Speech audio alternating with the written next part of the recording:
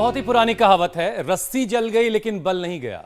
जिद्दी कोरोना का हाल भी कुछ ऐसा ही है, जो हमारे हौसलों के आगे तो पस्त हो गया, लेकिन शिकस्त के बाद भी उसके साइड इफेक्ट्स लोगों की मुश्किलें रह रह करके बढ़ा रहे हैं। कभी हार्ट, ब्रेन, लंग्स, इस तरह की तमाम सारी परेशानियां लोगों को झेलनी पड़ रही हैं। हुसैन, सिर्फ हार्ट, ब्रेन, लंग्स नहीं, किडनी को भी नुकसान पहुंचा रहे हैं, लिवर को नुकसान पहुंचा रहे हैं, डायबिटीज के लोग शिकार हो रहे हैं और अब तो कोरोना ने हड्डियों पर भी बुरा असर डालना शुरू कर दिया है। ना सिर्फ बोन्स कमजोर हो रही हैं, बल्कि लोग जोड़ों के दर्द के साथ आर्थराइटिस के भी शिकार हो रहे हैं। और तो और वेस्कुलर नेक्रोसिस जैसी खतरनाक बीमारी भी कोरोना से उभरे लोगों को परेशान कर रही है।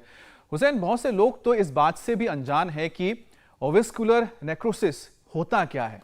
दरअसल अमित, इस बीमारी को ऑस्टियोनेक्रोसिस के नाम से भी जानते हैं बहुत सारे लोग, जिसमें मरीजों के हिप में ब्लड सर्कुलेशन सही तरीके से नहीं हो पाता और नतीजा बोन्स के टिश्यूज डेड होने लगते हैं। खून की कमी से शरीर की हड्डियां धीरे धीरे गलने लगती हैं और इसीलिए इसे डेथ ऑफ बोन भी कहा जाता है।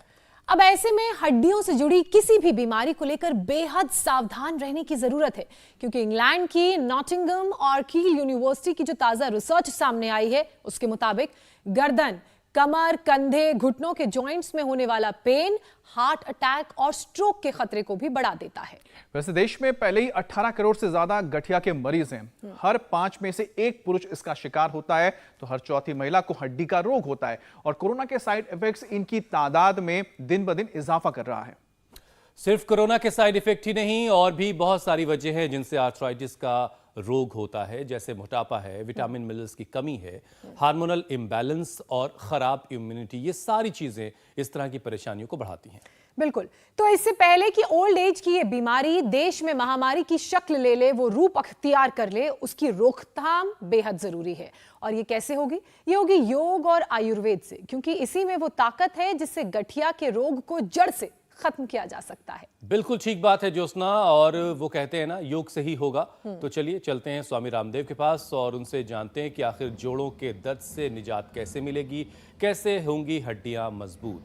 स्वामी जी, बहुत बहुत स्वागत है आपका। प्रणाम। स्वामी जी प्रणाम। स्वामी जी प्रणाम, बहुत बहुत स्वागत है। बहुत बहुत प्रणाम। एक साथ आज तो दो देवताओं के दर्शन हो रहे हैं, हुसैन भाई, अमित जी, और हमारी देवी शेरनी तो अकेली बहुत है, ज्योत्सना जी बड़ी मजबूत है।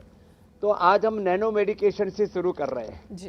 तो नैनो मेडिकेशन ये है कि कुछ लोग ये सोचते हैं कि दवाइयाँ खाली खाने से ही असर करती हैं। खाने से भी असर करती हैं, लगाने से भी असर करती हैं, एनिमा देने से भी असर करती हैं। और सबसे बड़ी बात, ये जो गूगल है ना, योगराज गूगल, योगराज गूगल, ये जोड़ों के दर्द के लिए त्रयोदशांग गूगल, जब नसनाड़ियों में दर्द आ जाए, अंदर से हड्डियां, जिसको आप कह रहे थे, अंदर से हड्डियां गल जाती हैं, कमजोर हो जाती हैं, तब ये लाक्षादी गूगल। तो ये अलग अलग प्रकार के जो गूगल देते हैं खाने के लिए, इन गूगलों को हम जो है पीड़ांतक क्वाथ में उबाल करके, दशमूल क्वाथ में उबाल करके बस्ती एनेमा भी देते हैं। ये जो गूगल है, इसको ऐसे ओवन में डाला और जो इसका फिर सुगंध आता है, इसका जो फिर धुआं आता है, वो नैनो मेडिकेशन बन करके, और इसमें फिर बैठ करके योगाभ्यास करें। तो ये नैनो मेडिकेशन एक तो है ये गूगल, फिर इसमें वातेष्टि से भी हवन कराते हैं, और इसमें बैठ करके जब ऐसे प्राणायाम करते हैं,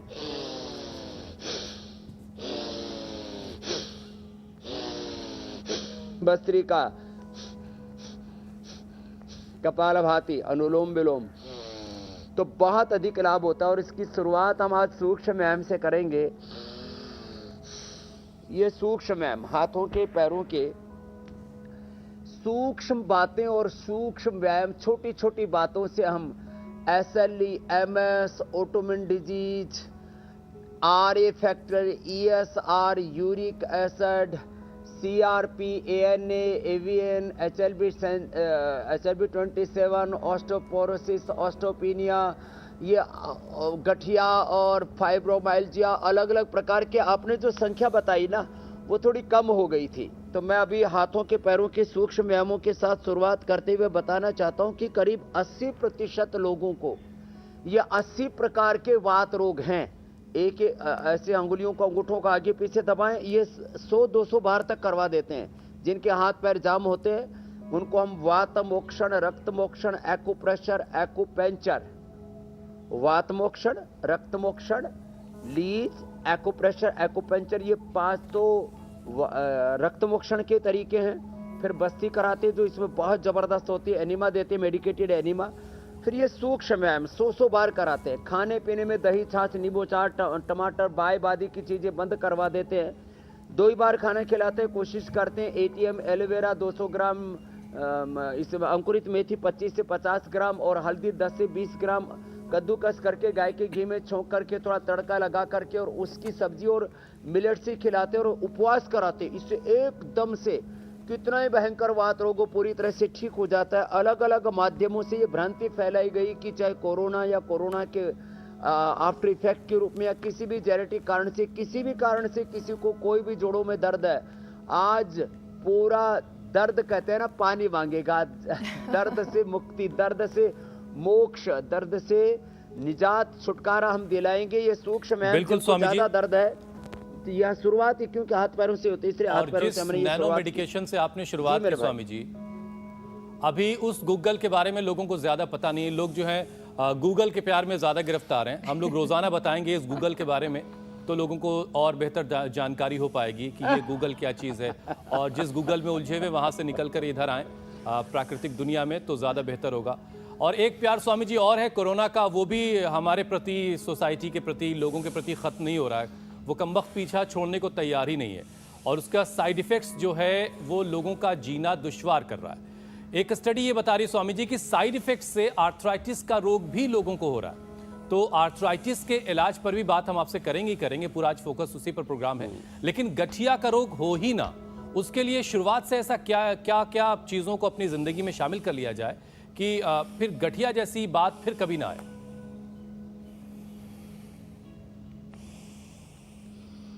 तो गठिया होता है, गठिया कहते हैं वात को, और वात का जो स्थान है वो नाभि और नाभि के नीचे है। माने यदि आध्यात्मिक योग की भाषा में बोला जाए तो मूलाधार, स्वादिष्ठान और मणिपुर चक्र की गड़बड़ी से वात रोग होता है। इसके जेनेटिक कारण भी होते हैं, लेकिन मूल कारण इसका मूलाधार, स्वादिष्ठान, मणिपुर चक्र की गड़बड़ी है।